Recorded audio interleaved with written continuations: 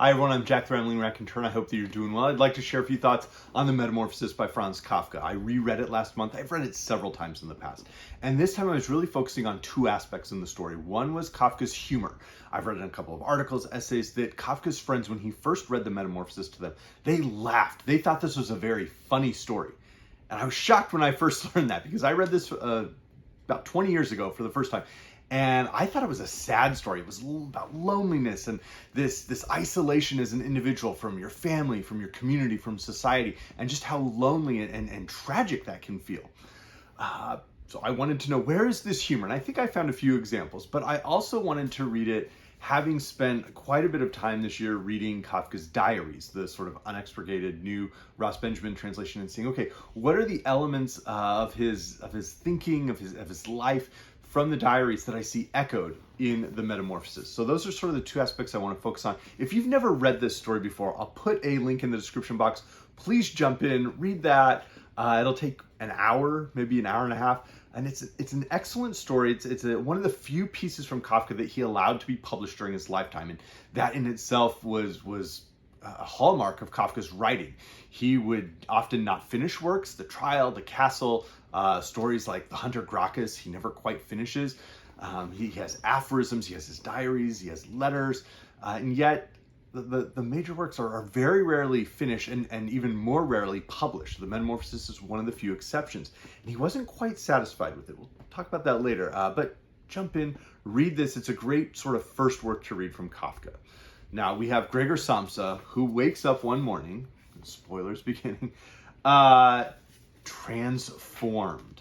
He's transformed into a giant insect. Sometimes that's thought of as a cockroach. As Gregor Samsa awoke one morning from uneasy dreams, he found himself transformed in his bed into a gigantic insect. He was lying on his hard, as it were, armor-plated back, and when he lifted his head a little, he could see his dome-like brown belly divided into stiff, arched segments, on top of which the bed quilt could hardly keep in position and was about to slide off completely. His numerous legs, which were pitifully thin compared to the rest of his bulk, waved helplessly before his eyes. What has happened to me, he thought. It was no dream. There we go. From there, we see how Gregor, who retains aspects of his psychology, his mind, his life, and his memories, and being a member of the Samsa family, has been turned into this giant insect, often represented as this huge, vermin cockroach. That doesn't necessarily seem funny. It is quite wild and absurd and ridiculous. But I think the humor starts almost right away. And it's not the transformation. It's the absurdity of Gregor's reactions to the transformation and what he's worried about. Because Gregor has become this giant insect, and he's worried about that, but he's also worried about oh my gosh, I need to get up and go to work. And it's very clear from Kafka's writing that Gregor does not enjoy his job. Neither did Kafka.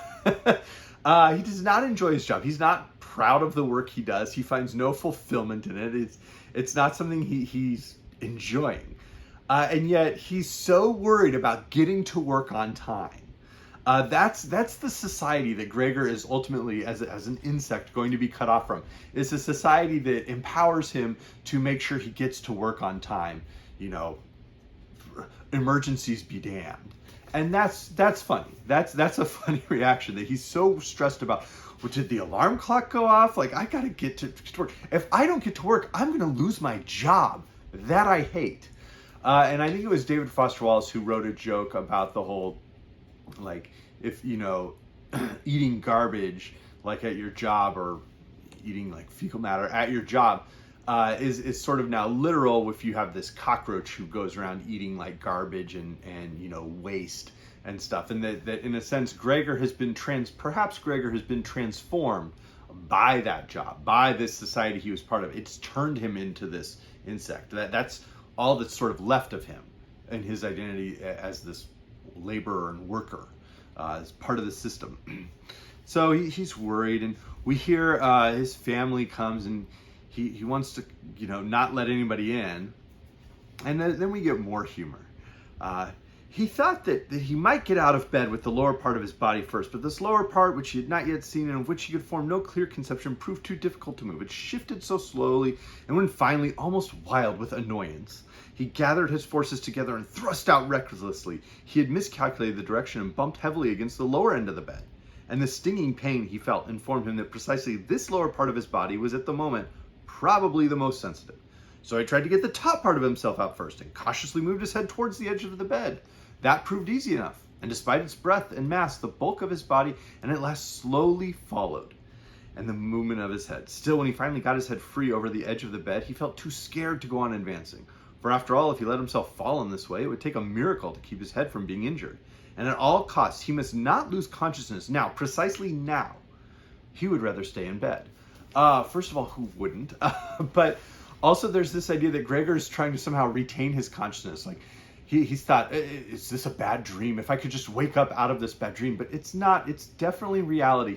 So I can't lose consciousness, because what will happen to me if I can't keep control of the situation that I currently have no control over? And I think that's where Kafka's humor is coming in. That's where I could see his friends laughing. If we read this as like, oh wow, that's terrible, he was transformed into an insect, that's tragic, it's sad. But if we read it as, here's a guy who's had the most eventful, 3 minutes of his life, and he's worried about his alarm clock, getting to the door, getting to work on time. And it just continues. It continues when the clerk shows up, and Gregor's worried about losing his job and making sure he can, interact with the clerk. And he hears everybody else say, oh, he's not well, he's going to be okay. And everybody's sort of placating this clerk who's looking for Gregor right away. So I think that's part of the humor. I think the other humor that I found in the book comes at the very end, when Gregor's family, having sort of fallen out of love with him, finding that they are repulsed by him, that they do not want to see him at all. They want to imagine that he exists in a room that is permanently locked and that they don't have anything to do with. He has been, in a sense, cut off from their family, from their community, set apart from it. They have this moment where Gregor sneaks out. Again, spoilers. He hears his sister playing the violin. He thinks about how beautiful that was, how wonderful that was. And when he sneaks out to see them, the lodgers that have been, they've brought in some lodgers to help make ends meet. The lodgers seem to freak out and say, we're leaving tomorrow. We are not paying you anything. You should have told us you had this monster in the house. This is disgusting. This is like a filthy sty. How dare you do this? That night, Gregor dies.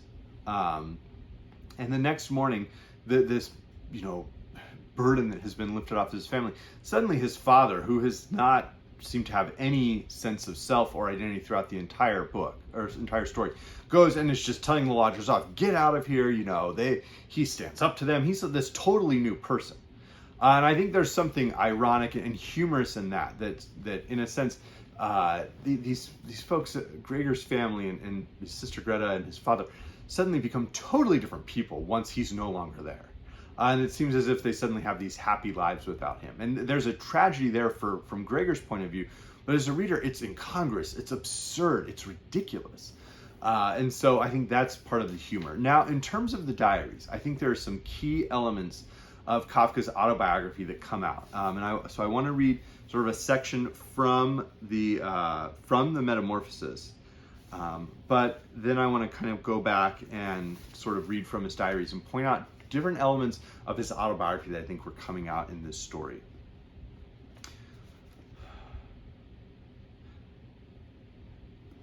Gregor had been of the opinion that nothing at all was left over from his father's business. At least his father had never said anything to the contrary, and of course he had not asked him directly.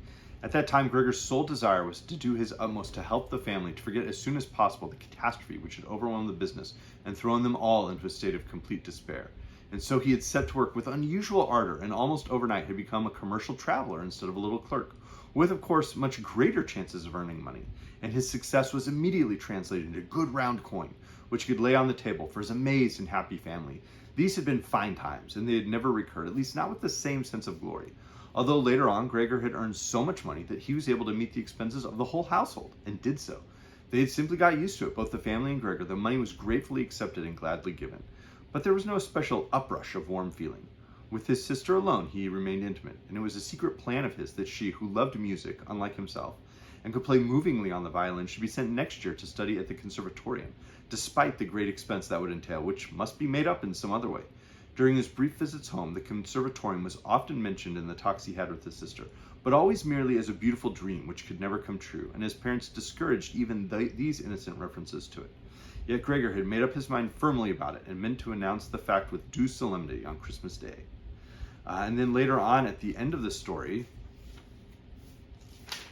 at the very, very, very end, as they leave their house, the Samsa family, while they were thus conversing, it struck both Mr. and Mrs. Samsa almost at the same moment, as they became aware of their daughter's increasing vivacity, that in spite of all the sorrow of recent times, which had made her cheeks pale, she had bloomed into a pretty girl with a good figure. They grew quieter, and half unconsciously exchanged glances of complete agreement, having come to the conclusion that it would soon be time to find a good husband for her.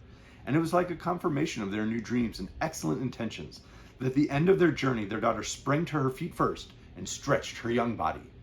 And there's an ellipsis there in terms of how Greta sort of stretches out at the end, and how Gregor is waking up and stretching out his legs at the very beginning. But it's noticeable the way that Gregor sees his duty is to provide for his family, to take care of his family, and also this sense of marriage. Because this was something that haunted Kafka in elements of his biography, of his diaries. So we can read a passage like this.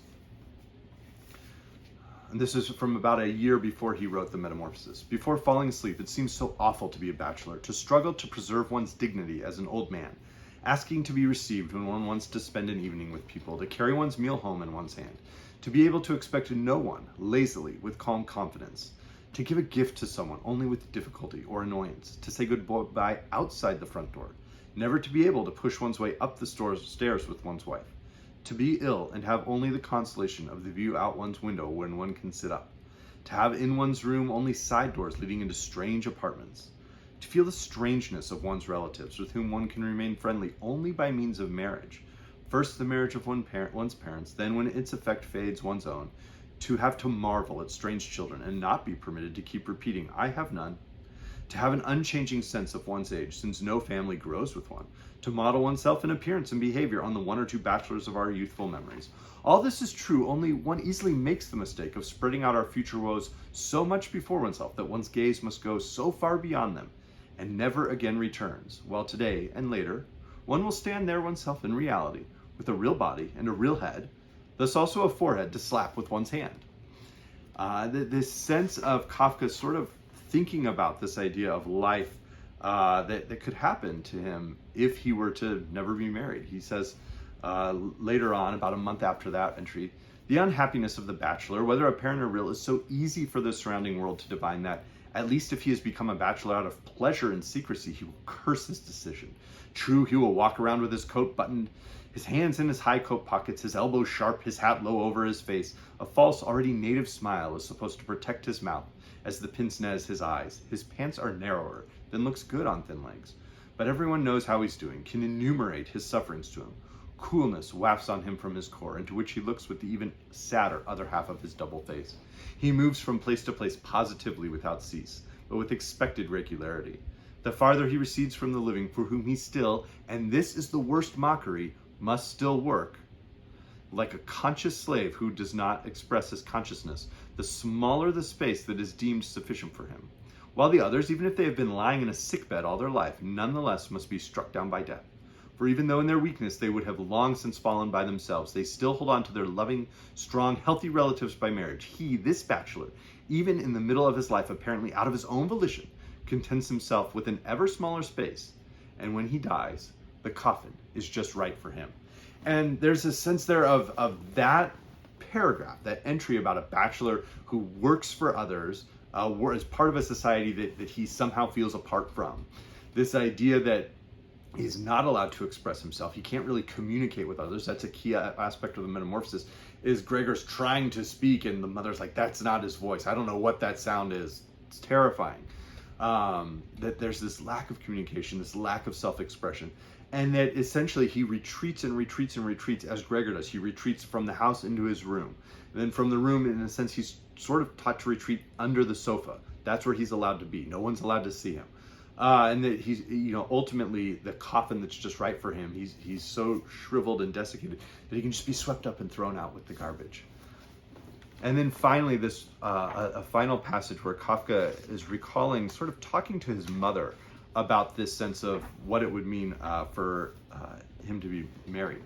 Today at breakfast, I spoke with my mother by chance about children and marriage. Only a few words, but during this talk, I realized clearly for the first time how untrue and childlike my mother's conception of me is. She regards me as a healthy young man who suffers a little from fancying himself ill. This fancy will fade by itself with time, though a marriage and having children would eliminate it most thoroughly. Then the interest in literature, too, would diminish to the degree that is perhaps necessary for educated people. The interest in my profession or in the factory or in whatever comes into my hands at the moment will take hold with natural, undisturbed intensity. Hence, there is not the slightest remotely tangible reason for permanent despair over my future. For temporary despair, which, however, is not profound either, there is cause when I believe I've upset my stomach once again, or I can't sleep because I write too much. There are thousands of possible solutions. Certainly there were. And so those elements, I think, pervade the story of the Metamorphosis. That is part of the tragedy, is that Kafka in his life was worrying about this sense of what would his future be like. He would ultimately die young in his 40s from tuberculosis. He would, in a sense, starve to death. And that certainly informs a story like The Hunger Artist. But with the Metamorphosis, a much earlier story, there is this sense that Kafka's trying to find a place and navigate his way through reality. I think on one level, there's an aspect of the story and the loneliness within the story that I don't see mentioned too frequently. A lot of times there's discussion about Kafka and his conflicts with his father, which were very intense. The letters to the father are brilliant and very dark and revealing. But I think there's also an element of Kafka feeling separated from his community, feeling separated he's separated from the larger community in Prague because he's born Jewish. But then he's separated from his Jewish community as he ages, and he starts to, he had done Talmud arguments, he had participated and participated in Jewish culture, but is gradually receding from that even. And so he's ultimately finding himself cut off from different communities around him.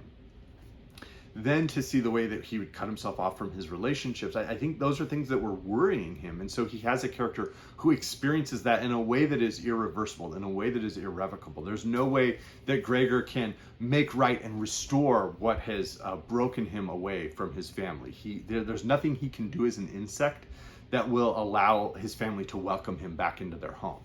Even when his sister plays the music that he's talked about wanting to pay for, that he wants to send her to a conservatory, that he's the only one in the family who really celebrates her work, and he hears her playing, that's when he comes out of his room, and he's the only one who's supported Greta in that endeavor, and yet he's not allowed to be part of the audience. That sort of is the last straw for everyone.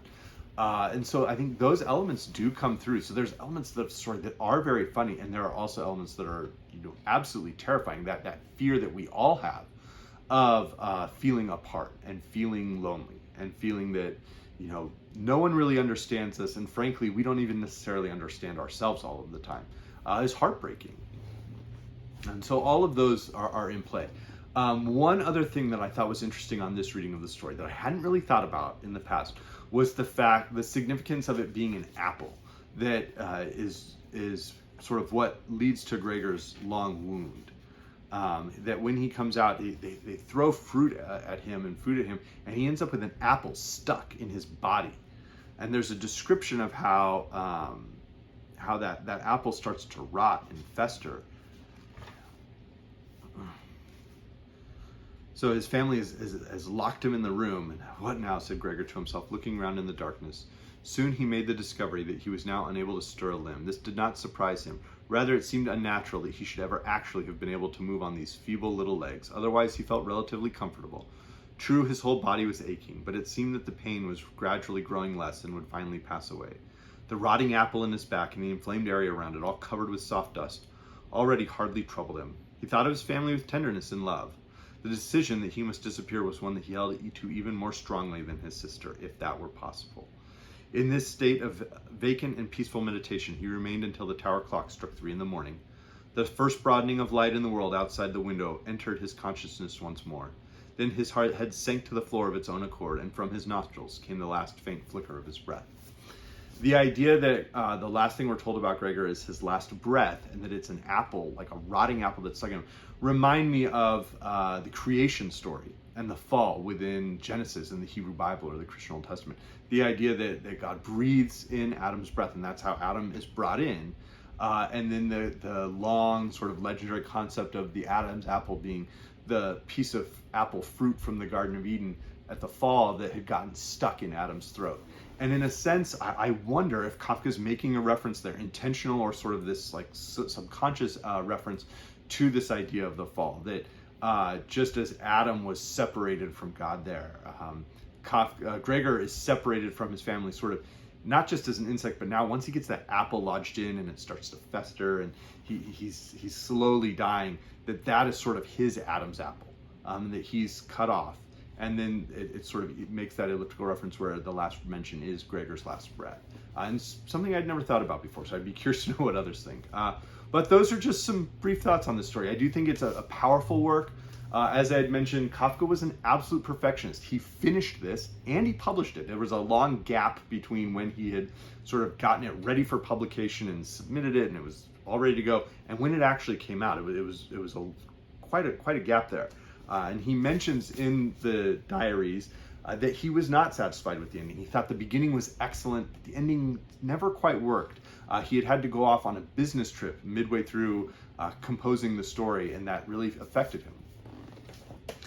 Certainly there have been many who tried to create some version of this story. In more modern times, Philip Roth explicitly references Kafka with his novella The Breast, in which a character is transformed into a woman's breast. Perhaps I'll do a video on that. I'm not sure. Let me know if you'd be interested in that. Certainly, I think Bruno Schulz is sort of a late contemporary of Kafka from Poland, who provides his own perspectives on sort of a sideways look at reality and his Kafkaesque version of reality in The Street of Crocodiles, The Sign of the Hourglass. Brilliant stories. Some actually prefer his stories to Kafka. Ovid's Metamorphoses are very different. Ovid views transformations as something that's constantly happening. Here, I think Kafka reveals the transformations, particularly with sort of how Greta transforms into this young woman who's ready to be married, whereas Gregor transforms into this insect who's cut off from the family. But Ovid was viewing things in both directions as well, and this is one of the great works of literature. Highly recommend it. Apuleius, with his Metamorphosis, or The Golden Ass, had an equally humorous take, and a somewhat happier take, I would say. There are ways that I was thinking about Pinocchio. I'll link my description to this book in my video. I'll link to my video in the description box below. The Trial is a brilliant novel. It's not quite finished. It does seem to have some type of ending, but it's not quite finished. Kafka never really quite wanted to publish it. The Castle, on the other hand, was totally unfinished. Certainly a more recent writer who was heavily referencing Kafka would have been Mircea Cartarescu with Solenoid, and I'll link my video in the description box on that. There are ways in which I was reminded of Ward No. 6 from Chekhov, and the idea of this man who slowly, loses his position in the community, his position within this profession, and then ultimately dies in the hospital that he's, was once a director at, is, I think, pretty close to what Kafka could do. Equally, The Death of Ivan Ilyich by Tolstoy feels close in some ways. And Richard Matheson's incredible, The Shrinking Man from Richard Matheson, I think is really going in some similar directions, where we have a character who sort of knows something has happened, it happens at the very beginning, and now there's this character who's conscious of all the changes, but seems helpless to do anything about them, this existential sort of tear and thrust going on. Finally, a couple of last references. One would be The House of the Nine Devils by Johannes Urizidil. This is a Czech writer who was a contemporary of Kafka, Max Brod, Franz Werfel, and these stories were collected and translated in English by Twisted Spoon Press and published. I'm going to be doing one on these soon. Elias Canetti was someone else who deeply read Kafka very closely, and wrote a really great commentary on the letters to Felice, Kafka's other trial. So those are all sort of ways to get into his mind, and I hope everyone's doing well. Thank you.